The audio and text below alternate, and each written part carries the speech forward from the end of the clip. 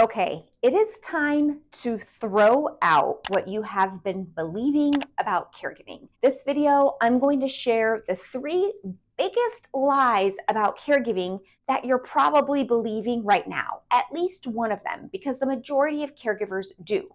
But I want to challenge you to throw them out and improve your life in the process. Because if you are believing any of these 3 lies, then chances are you probably feel like you're not doing enough for your loved one, or you're not caregiving enough for your loved one. You're not caregiving good enough. You might also be feeling like you're stuck and life can't get better unless something external changes, like your loved one stops accusing you of things, or maybe you're no longer a caregiver, so you're feeling like your life is on hold. And then also, you might be feeling like your health isn't as much of a priority. And the way that you would know this is, making sure your loved one gets to all their doctor's appointments and takes all their medicine, but you're not really doing the same for you. You're making sure your loved one gets their meals. You're not really doing the same for you. Now, if any of this sounds familiar, then chances are you're believing one of the 3 lies that I am about to share with you. And when I share the lie, I am going to ask you to don't tune out as soon as you hear it. I want you to hear what I have to say about the lie, because sometimes we can see a sentence and we're like, oh no, but I don't believe that. But then as I start to show you how that shows up in caregiving and in your life, you might realize, okay, maybe there's a part of me that believes that. Let's start out with one of the most basic lies. Lie number 1. This lie is basically about, I just want to keep my loved one happy. My goal is just to keep my loved one happy. And many caregivers that first come to me tell me that's their goal. They want to be a great caregiver, and one of the main ways they're doing this is to keep their loved one happy. This is a horrible goal. Do not make this your goal, because if you are doing good dementia caregiving, then chances are there are going to be many situations where your loved one is not going to be happy. So for example, in my personal life, my mom loved going to the casino. And if I were to take her to the casino every single time she wanted to go to the casino, number 1, we'd be in severe, severe debt. Number 2, it wasn't great for her health sitting around with all the smoke and all the drinking, which she partaked in when she was there. And so it just wasn't a great idea. Of course, every now and then, because that was something she really loved, that is something we would do. But the majority of the time, because she wanted to go all the time, we didn't go, which meant the majority of time she wasn't happy with me and my decision of not taking her to the casino. That's a very specific example from my personal life, but this can be applied to all kinds of situations. Like maybe your loved one with dementia wants to drive, but they're not safe to drive anymore. So you are going to have to do things to prevent them from driving. Are they going to be happy with you when you do that? Absolutely not. But you're doing what's needed for their safety. Or your loved one wants to live alone when they're no longer safe to live alone, or they want to manage all the finances even though they've been victim to a scam. Keeping your loved one happy is not a good goal to have. Don't even lie to yourself if that's what you want. If you want to keep your loved one happy all the time, just let them do whatever they want all the time. That's how you make your loved one happy all the time. But you know that's not actually the good thing to do. So don't believe this if you're telling yourself this to yourself. And please don't get me wrong when I share this. This does not mean we don't do things to try to bring joy and keep our loved ones happy. It doesn't mean that at all. It also doesn't mean that the thing your loved one can't do is that we just say no and we leave it at that. We're always trying to be creative in our responses and how we redirect them and how we bring their attention to other things, and we come up with other activities that they would enjoy ahead of the time. We do all of those things. There's so many specific individual approaches you can make to help bring joy to your loved one's life, even when they can't do the thing that they want to do sometimes. This is what we talk about every single week inside of my care course during support groups, live Q&As. We're talking about the challenging situations, and we're asking about how could I approach this differently in a way that brings more joy to my loved one. So please don't interpret this as a sign that we just say no and we keep them safe and we don't try to bring them joy. We do. This is just to say having the goal to keep them happy all the time, or making that your main priority, measuring your success as a caregiver based on how they're happy, that's not a really great thing to do. For me, one of the goals that I had was to not focus on keeping my mom happy, but to focus on giving my mom a really great quality of life.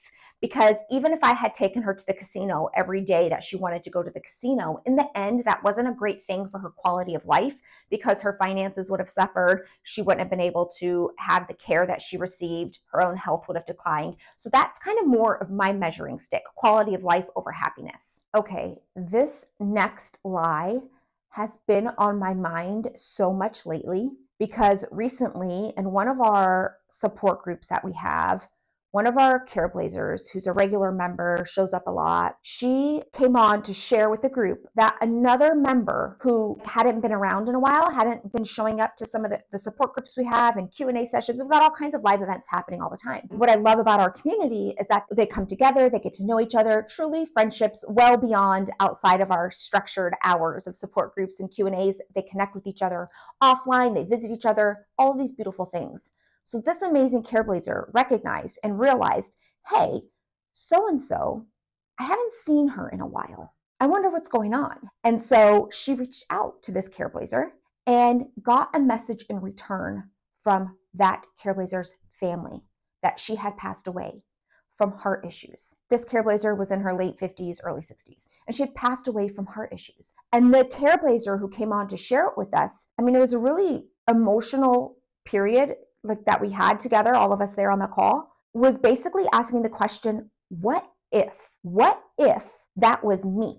What if I passed away tomorrow? What if I was no longer around? What would happen to my loved one? I would encourage you right now to pause and ask yourself that question. It was a very sobering moment for all of us listening to her just share so emotionally that her friend had passed away from heart complications.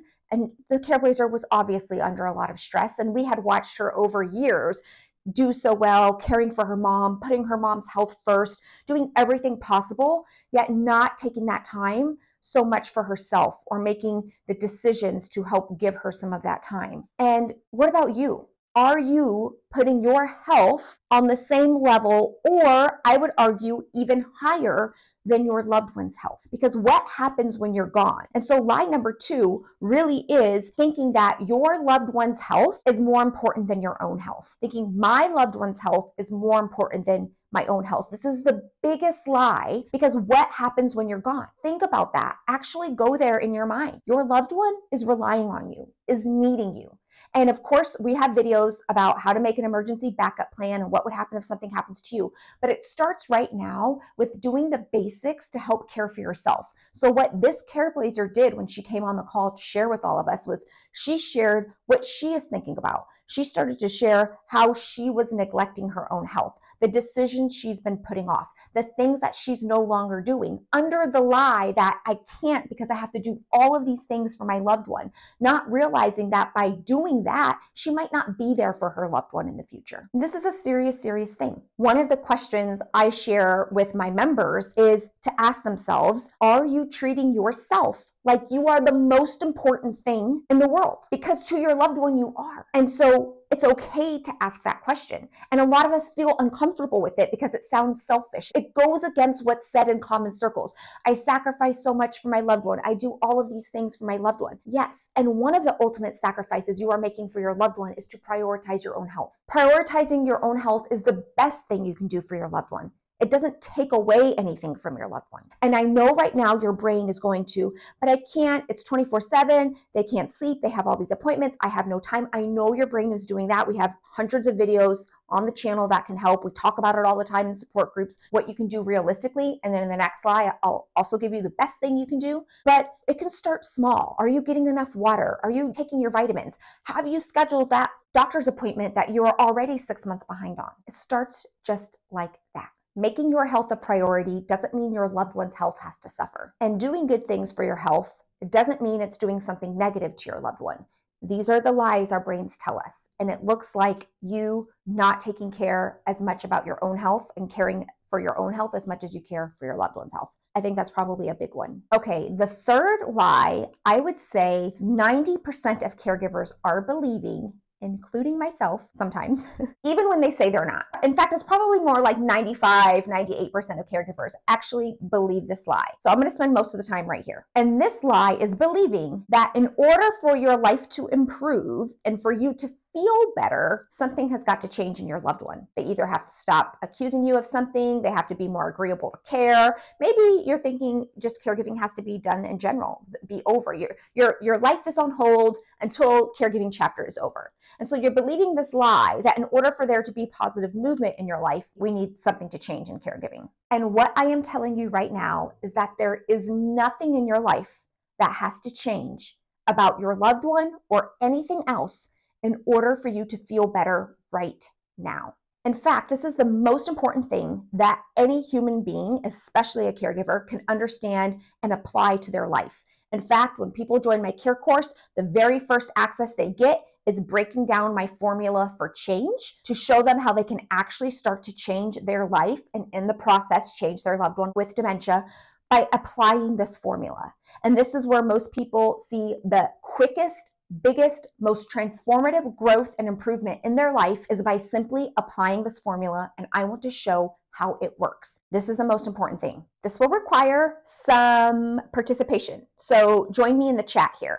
And what I will say is, even if you have heard about my formula for change before and you know it, are you applying it? Because I know it. I created the formula for change as it applies to dementia. I'm a clinical psychologist by trade. This is basic cognitive behavioral therapy. I know it inside and out, and yet every single day there are moments I do not apply this. So the application is where it's so important. But let's just say there's a situation where you made dinner for your loved one with dementia and they told you this dinner was horrible. You gave them dinner, you spent your time, made them this dinner, they told you it was horrible. How do you feel in that situation? I really want you to ask yourself and leave it below in the comments to make this as impactful and powerful as possible. How do you feel in this situation? Angry, sad, anxious, amused, neutral? If you take a look at the comments, you'll see a bunch of different responses. And so the fact that there are different feelings to the same exact situation tells you the situation didn't cause the feeling. The situation never causes the feeling. So if we were to break this down, the person who is feeling sad